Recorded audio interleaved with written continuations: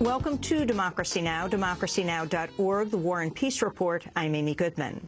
Syrian troops have reportedly launched fresh assaults on rebels in Homs, Daraa, and the suburbs of Damascus. There are also reports of a steep rise in refugees crossing into Turkey. This comes as UN envoy Kofi Annan travels to Damascus to discuss implementing a ceasefire plan that's supposed to be in place no later than April 12th. According to Amnesty International, at least 232 Syrians have died since Syria accepted Annan's six-point peace plan last week. In news from Afghanistan, a suicide bomber killed at least 10 people Wednesday, including 4 U.S. soldiers who'd strayed from their base to take photographs in a park, despite warnings not to roam around the city. The killings occurred in Maimana, the capital of a relatively peaceful Faryab province. In western Afghanistan, Taliban gunmen have reportedly killed 8 local Afghan police officers. Meanwhile, Democratic Senator Jay Rockefeller of West Virginia has sent a letter to President Obama urging him to accelerate withdrawal from Afghanistan, arguing that recent steps to pull troops back from combat in 2013 do not go far enough. The Pentagon has ordered accused September 11th mastermind Khalid Sheikh Mohammed and 4 suspected co-conspirators to stand trial before a Guantanamo War Crimes Tribunal. All 5 of the men were once held in secret CIA prisons before being sent to Guantanamo in 2006. The American Civil Liberties Union criticized the decision not to try the men in a civilian court.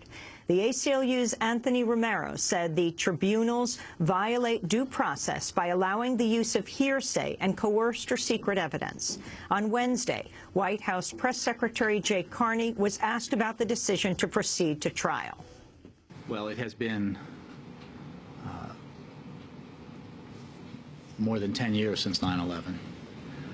First of all, and the President is committed to ensuring that those who are accused of perpetrating the 9/11 attacks against the United States be brought to justice. The President remains committed to shutting down Guantanamo Bay. In that commitment, he is of the same opinion as his predecessor, as his opponent in the 2008 presidential election, as the senior leadership of the United States military, and many, many others who believe that Gitmo ought to be closed. In Greece, a 77-year-old retired pharmacist shot and killed himself outside Parliament in Athens Wednesday. His suicide note reportedly said, quote, "I have no other way to react apart from finding a dignified end before I start sifting through the garbage for food." The suicide has prompted an outpouring of sympathy from Greek citizens who held a protest march and set up an impromptu shrine with notes condemning the economic crisis. One note asked, "Who will be the next victim?" Efforts by the United States to discourage children from smoking have resulted in a fight between the U.S. and the World Trade Organization. On Wednesday, the WTO said a U.S. law banning the production and sale of cigarettes with cloves violated the global trade rules and is unfair to Indonesia, the world's leading producer of clove cigarettes. The watchdog group Public Citizen is urging the Obama administration to refuse to comply with the WTO ruling.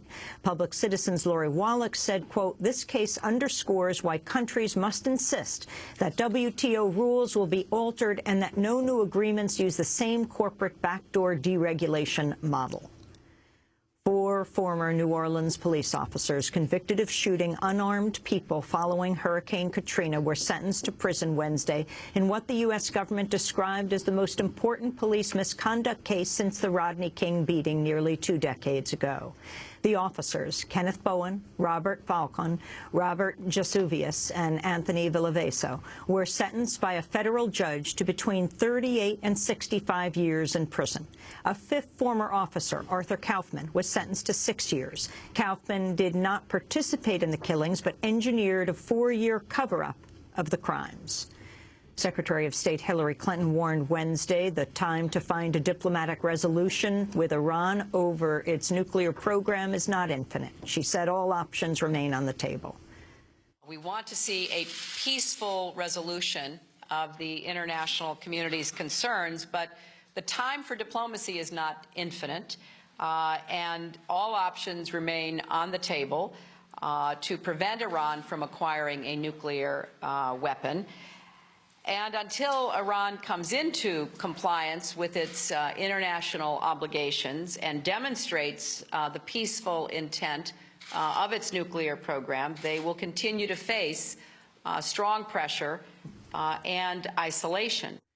Reuters is reporting a U.S. drone crashed Wednesday at the main airport in Seychelles. The Indian Ocean archipelago is home to a secret U.S. drone base used for hunter-killer missions in Somalia and the Horn of Africa. The United States has announced plans to ease some sanctions on Burma. The move comes just days after Burmese pro-democracy leader Aung San Suu Kyi won a bid for parliament after spending much of the past 2 decades under house arrest and in detention. In news from Latin America, Chile's Supreme Court has approved a plan to build 5 hydroelectric dams in Patagonia, despite strong opposition from environmental groups. The project will involve flooding 15,000 acres of land, including large swaths of forest. President Obama has signed a new law aimed at curbing insider trading in Congress. The STOCK Act, or Stop Trading on Congressional Knowledge Act, prevents members of Congress from using confidential information to trade stocks and securities and requires lawmakers to publicly disclose stock and other trades within 45 days. The insider trading ban also extends to congressional staff and other government officials. Obama praised the new law. The STOCK Act makes it clear that if members of Congress use non-public information to gain an unfair advantage in the market, then they are breaking the law. It creates new disclosure requirements and new measures of accountability and transparency for thousands of federal employees. That is a good and necessary thing. We were sent here to serve the American people and look out for their interests, not to look out for our own interests. President Obama is expected to sign the so-called Jobs Act today in an effort to roll back major regulations for emerging businesses. The legislation has drawn widespread criticism for scaling back corporate checks and balances and posing a potential risk to investors. Former New York Attorney General Eliot Spitzer called the act, quote, a bad sequel to a bad movie, saying, quote, it shouldn't be called the Jobs Act. It should be called the Bring Fraud Back to Wall Street Act. In business news, the internet giant Yahoo has announced plans to cut 2,000 jobs in its 6th mass layoff in the past 4 years. The cuts represent the biggest layoff in the company's 17-year history and include at least 14% of Yahoo's workforce. Detroit City Council has voted to give power to an oversight board that would review the city's finances and its attempts to force concessions from city workers' unions. The decision came amidst fears of a state-appointed emergency manager taking control of the city. Meanwhile, a federal judge has rejected an attempt by municipal unions to stop the new agreement. Harper's Magazine has posted online a number of videos purportedly showing Blackwater Guards in action in Iraq. One video, dated April 1st, 2006, shows an armored vehicle swerving to run over a woman in a black full-length burqa as she attempts to cross the street. None of the vehicles in the armed convoy stopped after she was run over. Other videos show armed vehicles smashing into cars driven by Iraqi civilians in order to move them out of the way.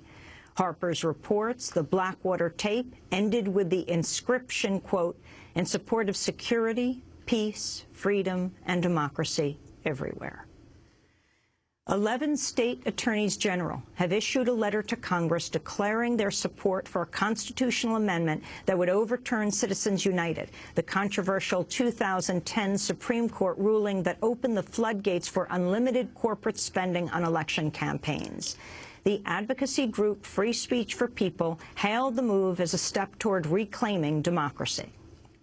Here in New York, the Manhattan District Attorney has dropped charges against City Councilman Ydanis Rodriguez, who was arrested when the police cleared the Occupy Wall Street encampment at Zuccotti Park last year. Rodriguez was initially charged with resisting arrest and obstruction of governmental administration. You can see our interview with him at our website, democracynow.org. And those are some of the headlines. This is Democracy Now!, democracynow.org, The War and Peace Report. I'm Amy Goodman. And I'm Juan Gonzalez. Welcome to all of our listeners and viewers around the country and around the world.